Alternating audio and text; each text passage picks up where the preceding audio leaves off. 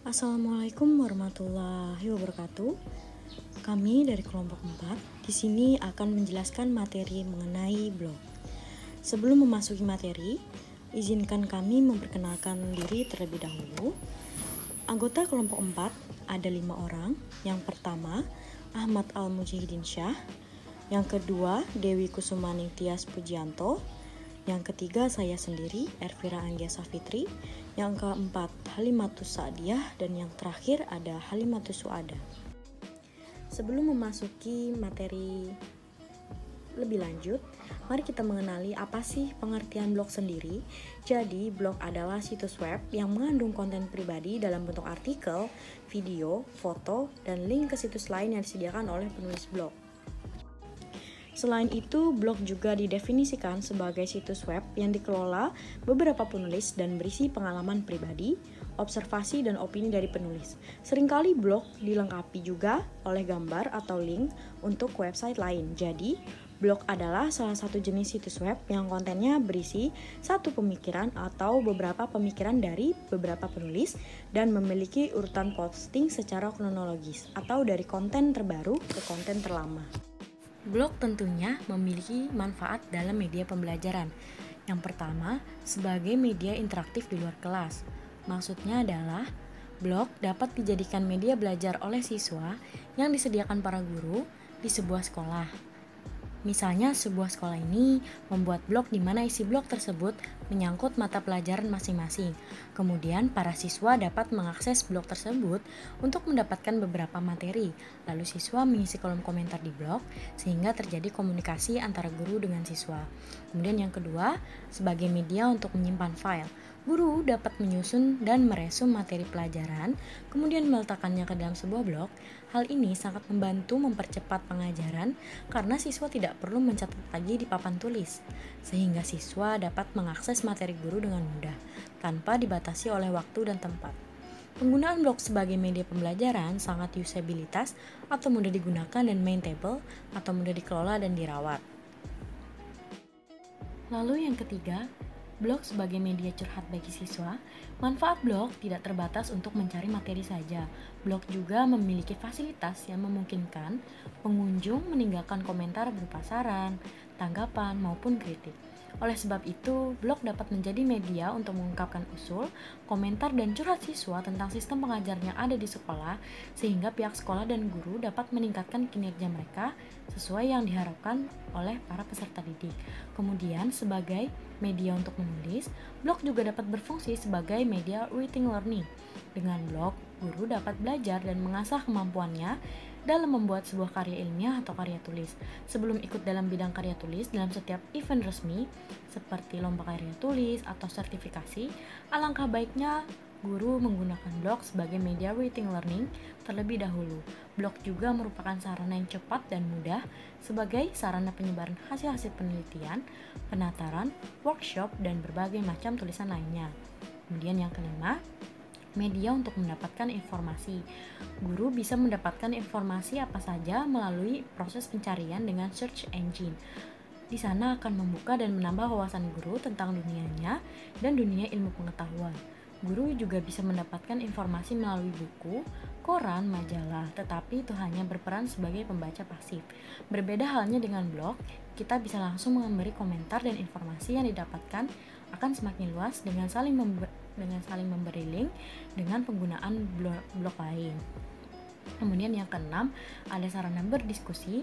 Blog juga bisa menjadi alternatif sebagai sarana berdiskusi antara guru dengan siswa maupun guru dengan guru, dan bisa berbagi pengetahuan dengan pengguna blog lain untuk bertukar pikiran dan serta menambah berbagai wawasan. Memiliki manfaat, blog juga memiliki kekurangan. Yang pertama, rentan terkena virus, hacker atau spyware. Kemudian yang kedua, mudah disalahgunakan fungsinya. Dengan tulisan yang ada di dalam blog kurang dapat dipertanggungjawabkan. Yang ketiga, ada rawan copy paste dalam media pembelajaran. Blog akan membuat para pendidik berkecanduan dan selalu mengandalkan blog ketika mencari materi pelajaran, sehingga mereka tidak bersahabat dan malas membaca buku-buku mata pelajaran yang ada di perpustakaan. Kemudian yang keempat, mudah berpengaruh pada pengguna blog. Apabila sebuah postingan blog orang lain berisi hal-hal negatif, maka akan berpengaruh negatif pula pada pengguna blog, apalagi anak-anak yang berusia di bawah umur. Misalkan postingan yang tidak senonoh, kata-kata kotor, dan lain-lain. Ada beberapa upaya untuk meminimalisir kekurangan blog. Di antaranya, yang pertama, dengan menggunakan bahasa pemrograman yang aman, misalnya memasukkan password yang orang lain tidak mudah mengetahuinya, kemudian mencantumkan nomor telepon agar tidak mudah dibobol, dan jika ada orang lain yang ingin membobol blog kita bisa mengontrolnya. Kemudian yang kedua, menggunakan desain yang menarik dan memiliki kontrol penulisan artikel yang benar. Yang ketiga, memberi batasan pada media pembelajaran. Agar para pembelajar tidak bergantung dengan blog, maka seorang guru atau pendidik baiknya harus memberikan saran atau batasan-batasan ketika pembelajar ingin mendownload materi pelajaran dalam sebuah blog pembelajaran, sehingga referensi yang mereka miliki akan seimbang baik itu dari e-learning maupun dari buku. Dan yang keempat, mengawasi akses blog anak. Orang tua di sekolah atau guru maupun orang tua di rumah harus sering-sering mengontrol blog yang dimiliki oleh seorang anak. Misalnya guru dengan cara membuat komunitas blogger. Cara membuat blog di WordPress melalui laptop. Yang pertama, buka website wordpress.com di Mozilla atau Chrome. Selanjutnya, pilih buat situs web Anda. Isi alamat email, nama pengguna, dan kata sandi untuk membuat akun Anda. Selanjutnya, klik tombol buat akun Anda. Kemudian, pilih domain yang ingin digunakan sebagai alamat website. Beberapa pilihan domain, ada yang berbayar dan ada yang gratis. Kita pilih saja domain yang gratis. Selanjutnya, lanjutkan mulai dengan situs gratis. Untuk bisa menggunakan WordPress-nya, maka kita harus memenuhi pengaturan situs yang ada di samping kanan dulu. Di sini kita klik perbarui beranda Anda.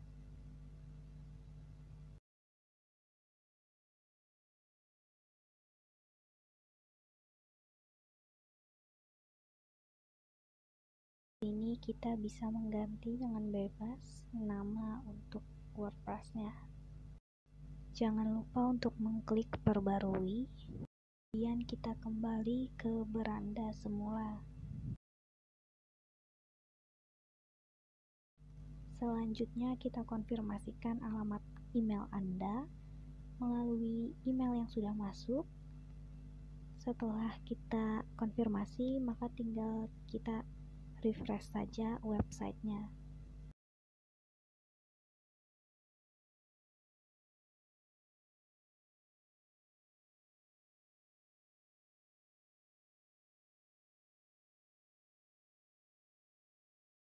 Selanjutnya kita buat menu situs. Pilih tambahkan menu. Di sini kita pilih primary, lalu tambahkan menu yang ingin ditambahkan. Di sini kita juga bisa mengganti nama menu yang sudah ada.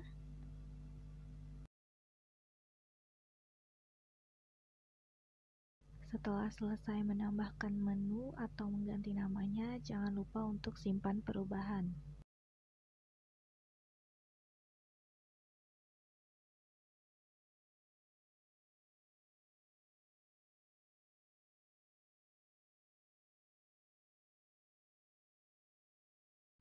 Selanjutnya kita luncurkan situs kita.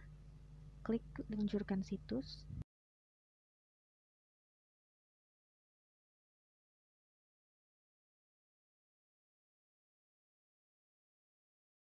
Di sini kita akan disuruh memilih lagi domain yang diinginkan, tetapi kita lewati saja pembelian untuk kembali ke situs gratis.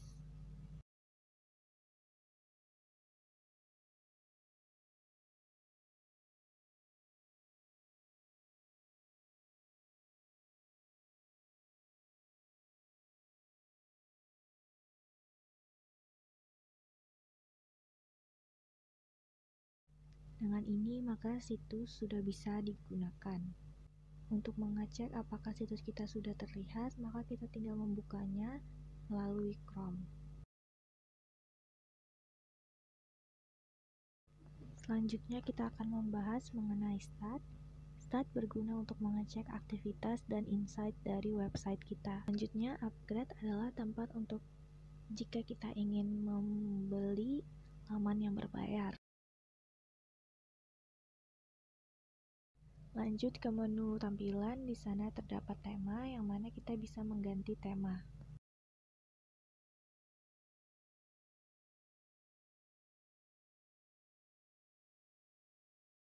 Di sini kita juga bisa mencari tema apa yang kita inginkan, tetapi jangan lupa untuk mengklik tombol gratis di sampingnya.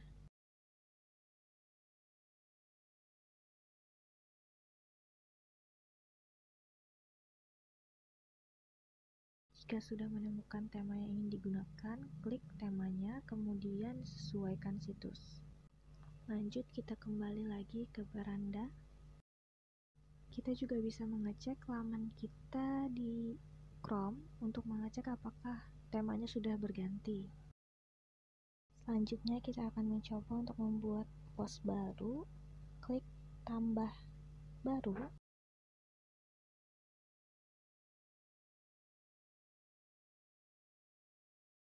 Tambahkan judul post. Kemudian klik opsi tambah untuk mencari media, file, foto, atau video yang ingin ditambahkan.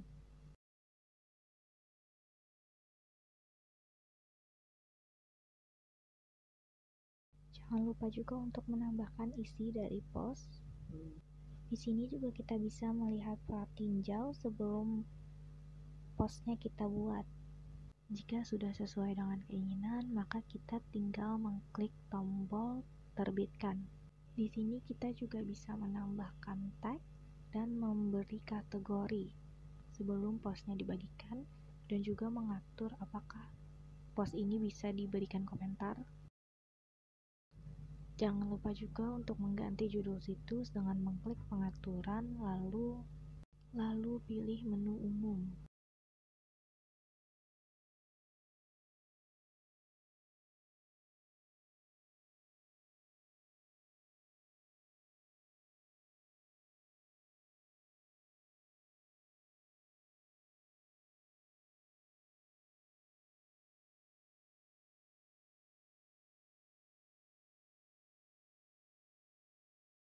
Pada menu post terdapat kategori. Di sini kita bisa memasukkan kategori yang diinginkan.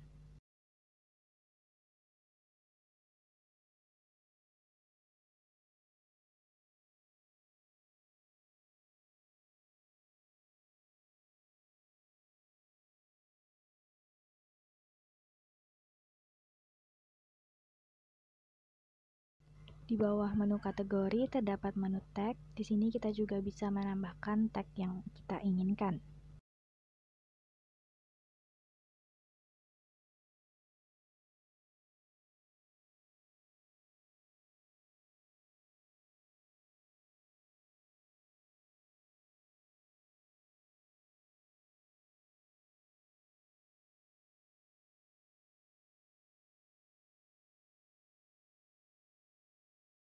Untuk menambahkan tag dan kategori pada post yang sudah kita buat, kita tinggal menyuntingnya saja.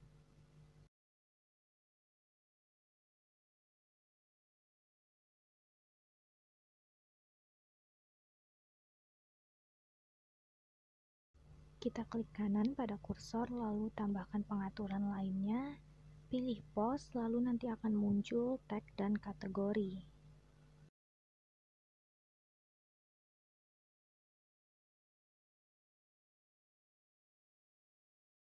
Jangan lupa untuk mengklik perbarui.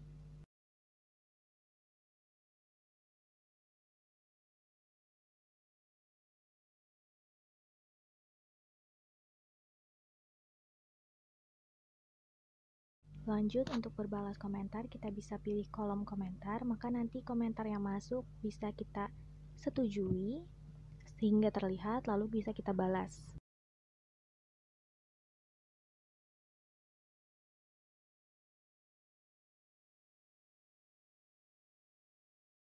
Baik, itu saja yang bisa saya sampaikan. Sekian, terima kasih.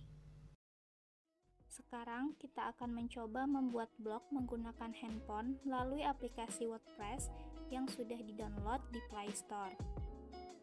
Yang pertama, buka aplikasi WordPress yang sudah di-download tadi. Lalu masukkan alamat email untuk login. Lanjutkan dengan Google. Pilih akun Google. Buat akun.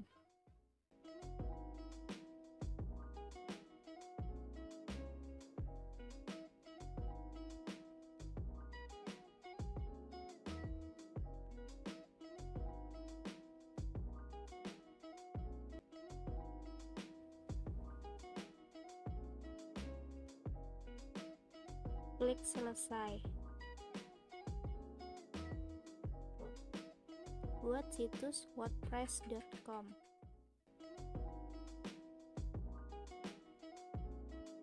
Pilih mulai dengan blog, lalu pilih tema. Tema yang tersedia ini bisa kita gunakan secara gratis. Pilih domain. Tuliskan nama pengguna yang diinginkan.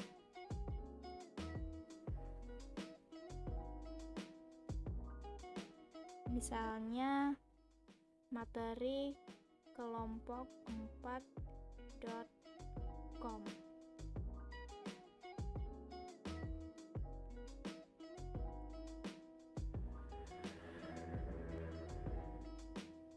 Kita pilih salah satu antara pilihan, lalu buat akun, dan situs telah dibuat.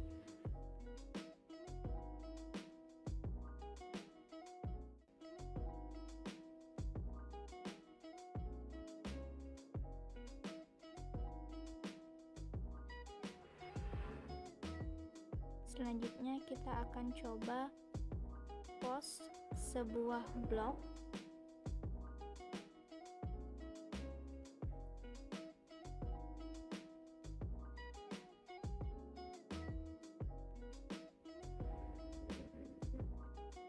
Masukkan judul situs, misalnya macam-macam perangkat pembelajaran bisa diakses melalui tautan berikut.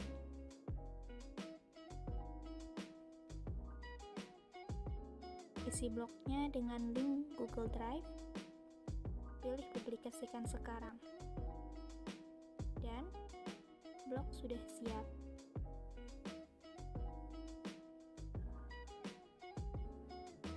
Bisa kita cek.